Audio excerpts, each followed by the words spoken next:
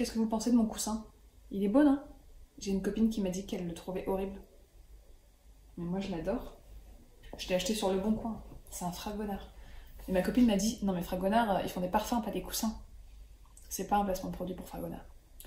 Bref, il est 16h, on ne devrait pas être dérangé ni par mon compagnon qui est au boulot, ni par les ouvriers qui, je pense, ont terminé de faire leurs travaux et qui sont en pause jusqu'à demain matin. On croise les doigts. Dernièrement, j'ai illustré un livre pour enfants et vous avez été nombreux à me poser un peu des questions sur comment j'avais fait, comment je l'avais réalisé, etc. Donc je me suis dit que j'allais vous faire une vidéo pour vous expliquer un petit peu tout ça. Le livre en question, c'est Un monde sans dessus... Voilà, j'arrive même pas à prononcer... Donc le livre en question, c'est Un monde sans dessus-dessous, écrit par Stéphanie Richard et qui est paru aux éditions Hachette Éducation. C'est un livre pour les enfants qui apprennent à lire, donc CP, CE1. Alors il faut savoir que j'avais déjà travaillé avec Hachette sur d'autres projets beaucoup plus petits. Souvent, les éditeurs vont d'abord vous contacter pour une petite illustration, puis deux, et si ça se passe bien, une deuxième, une troisième, et après ils vont vous proposer un plus gros projet. L'éditrice m'a contactée en avril dernier, j'ai très vite accepté. Une fois que j'avais signé le contrat, elle m'a envoyé la maquette. Donc la maquette, c'est vraiment la structure du livre. Vous pouvez voir là, vous avez déjà les textes qui sont placés et vous voyez les taches grises, c'est là où l'illustrateur doit se positionner. J'étais déjà bien guidée, je savais exactement ce qu'il fallait, où il fallait que je dessine et ce qu'il fallait que je dessine. Un petit coup de fil à l'éditrice pour se mettre d'accord, sur l'ambiance qu'elle recherche. Elle m'a dit qu'elle voulait quelque chose d'assez dynamique, d'assez coloré. À partir de la maquette, je vais commencer à faire ce qu'on appelle un chemin de fer. Alors moi, je le fais vraiment à l'arrache en mode brouillon. Je vais créer vraiment la structure. Je me dis, bon là, je vais mettre une petite maison, là, un petit bonhomme, etc., etc.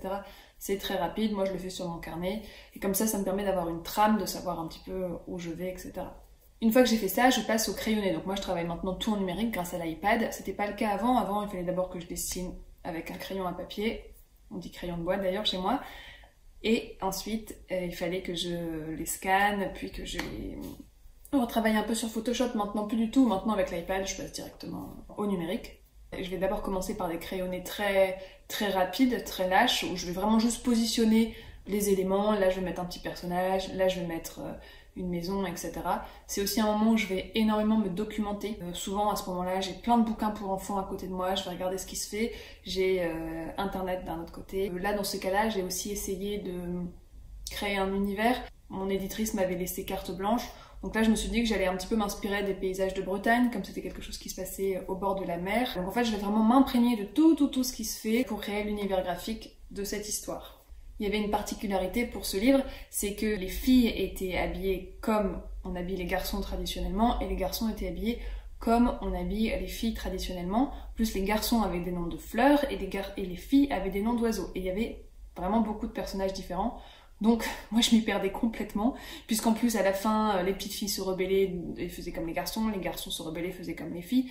C'était voulu dans l'histoire, mais du coup, moi, pour me repérer dans les personnages, il y avait des moments où je les retrouvais plus du tout, je savais plus qui était une fille, qui était un garçon, qui devait s'habiller comment. Et donc, je m'étais fait un petit schéma avec tous mes petits personnages où j'avais écrit, voilà, coquelicot, fille, cheveux rouges, non, ben justement, coquelicot, garçon, cheveux rouges, pâquerette avec des lunettes, enfin voilà, je m'étais fait un petit topo de mes personnages pour pas m'y perdre parce que sinon j'étais complètement perdue. Il faut savoir que moi, je suis toujours en lien avec l'éditrice, mais jamais avec l'autrice. En fait, c'est vraiment l'éditrice qui centralise le projet et qui va faire le lien entre l'illustratrice et l'autrice. Donc l'autrice, je ne lui parle pas, jamais, et si je lui parle, c'est pour lui parler d'autre chose, de la pluie, du beau temps, mais sur ce projet-là, je n'ai jamais de lien direct avec elle. C'est, la plupart du temps, ça se passe comme ça. C'est vraiment l'éditrice qui va centraliser tout le projet. Donc j'ai envoyé mes premiers crayonnés, j'ai eu un retour. Là, pour vous dire les retours, typiquement ce dessin n'allait pas parce que mon village était trop devant, et l'éditrice voulait que vraiment...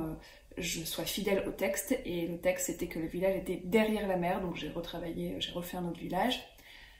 Les petits garçons étaient trop fleuris par rapport à ce qu'aurait voulu l'autrice et l'éditrice, donc j'ai allégé, j'ai mis beaucoup moins de fleurs. Quand je crée mes personnages, au niveau des postures, je vais toujours regarder des images, des photographies, je vais régulièrement... Bon, alors maintenant avec internet c'est tellement facile en plus, donc souvent c'est difficile. Quand c'est des enfants c'est un peu compliqué parce que si je me prends en photo moi-même, eh ben, les proportions c'est pas vraiment moi, mais souvent je vais vraiment taper sur Google, enfant en train de faire du violon, enfant en train de danser, etc. Si je ne trouve pas ce que je veux, je vais vraiment faire un mix entre ce que je vois sur Google, ce que moi je peux ce que je peux proposer avec mon propre corps, ma propre gestuelle. Et en fonction de ça, je fais vraiment un mix entre les images, les photos, les bouquins que j'ai autour de moi, les directives aussi qu'on m'a données. Donc c'est vraiment, en fait, je trouve que illustrer un projet comme ça, c'est vraiment prendre un maximum d'informations, un maximum d'inspiration, et après on fait le tri pour vraiment arriver à l'univers spécifique à cette histoire-là, pas celui d'un autre livre finalement. Une fois les crayonnés retravaillés et les couleurs validées, là je vais passer à la couleur. Donc c'est une étape qui me demande moins de réflexion, où je vais plus être dans l'exécution. Là je réfléchis plus à mes postures, je réfléchis plus à comment je vais composer ma page. Ça va vraiment, en plus souvent je me crée une palette, et à partir de cette palette, voilà, je vais vraiment colorier mon dessin. Il y a des illustrateurs qui détestent cette étape-là, il y en a d'autres qui l'adorent.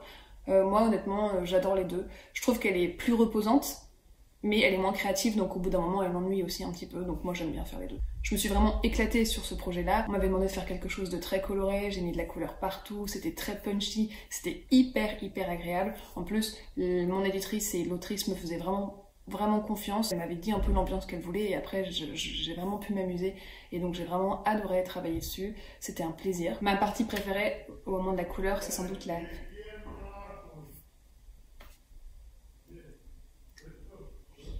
Et oui, il y a les travaux. Ma partie préférée au moment de la couleur, c'est vraiment quand je vais mettre des ombres et que je vais mettre des ciels qui vont créer une ambiance. Là vous voyez, j'ai voulu créer une lumière du soir. J'aime bien en fait, pour rendre crédible l'univers que j'ai créé, jouer avec la lumière du jour, la lumière du soir, la lumière du soleil. Là vous voyez, c'est censé être le matin, donc j'ai créé des ombres très fortes pour qu'on sente vraiment que le soleil est bas. C'est vraiment une partie qui m'amuse énormément. Je trouve que c'est vraiment ce moment où l'histoire va s'incarner dans un univers crédible. Et j'adore, ça m'amuse beaucoup de faire ça. Il y a de plus en plus d'illustrations où on ne met pas les ombres. Maintenant, la mode, c'est de faire des aplats, mais moi, j'adore faire les ombres. Une fois que j'ai fait tout ça, je vais exporter mes images en PSD sur mon ordinateur, puisque là, je travaille sur Procreate, et je ne vais pas envoyer des fichiers Procreate. Donc, j'exporte tout, je les mets sur un drive, et je les récupère sur mon ordinateur. Une fois que j'ai récupéré les images sur mon ordinateur, je les ouvre sur Photoshop, je fais un peu de nettoyage, je vérifie qu'il n'y a pas des calques en trop, puis je vais créer à nouveau des nouveaux fichiers. Ça c'est des fichiers que je vais envoyer, je vais aplatir mes calques, puisque je n'envoie pas les natifs de mes illustrations, je vends l'illustration terminée, je ne vends pas les natifs. Donc je vais aplatir les calques, et je vais envoyer les fichiers à la fois au format Photoshop avec les calques aplatis, et je vais aussi les envoyer au format JPEG pour que les éditeurs puissent plus facilement ouvrir les fichiers. Il faut savoir que dans le monde de l'édition, il y a plein d'éditeurs qui n'ont pas Photoshop sur leur ordinateur, et donc qui dépendent beaucoup des graphistes avec qui ils travaillent. Donc en fait, il faut vraiment envoyer le fichier à la fois en PSD, puisque c'est le fichier qui va servir pour l'impression, mais aussi en JPEG pour que l'éditeur puisse tout de suite voir ce que vous lui avez envoyé. J'espère que vous m'entendez parce que ça fait du bruit derrière.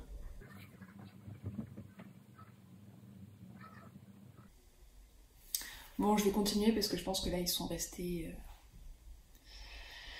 Ils sont revenus et j'ai peur que dans 5 minutes, ils refassent du boum boum boum je sais pas, à péter des murs dans l'appart, donc on va se dépêcher. Vous voyez, quand c'est pas mon amoureux qui arrive, c'est les ouvriers. Il y a toujours un truc en fait dans ces vidéos pour venir me presser un petit peu à la fin.